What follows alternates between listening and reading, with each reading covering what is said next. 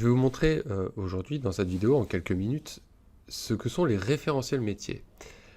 Alors, pour ceux qui suivent l'activité Literop, vous savez déjà qu'il existe des listes liées, ce qui nous permet de lier deux informations l'une avec l'autre.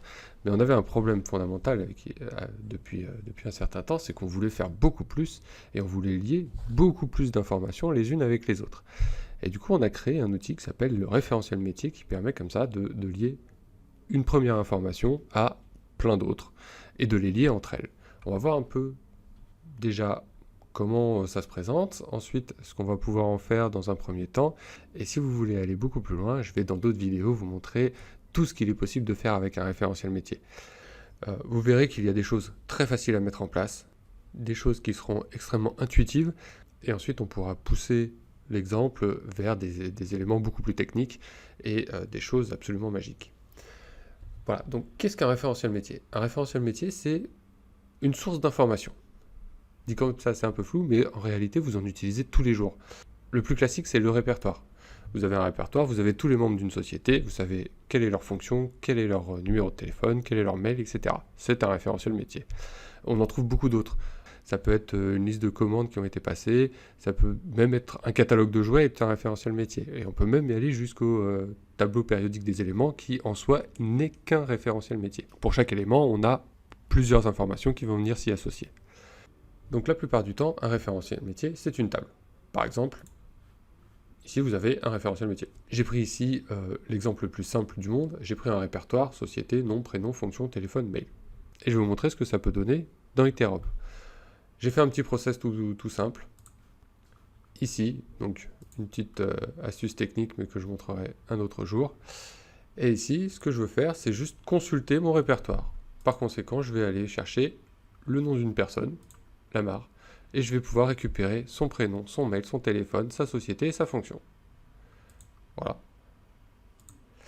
Je peux également utiliser le tableau, mais en allant chercher les informations dans un sens différent. C'est-à-dire que je vais prendre aujourd'hui une société, ABC Tech. Voilà. Je vais sélectionner ma société et je vais par défaut trier les noms. C'est-à-dire que, autant ici, si on reprend, j'ai la liste complète de tous les noms de mon répertoire.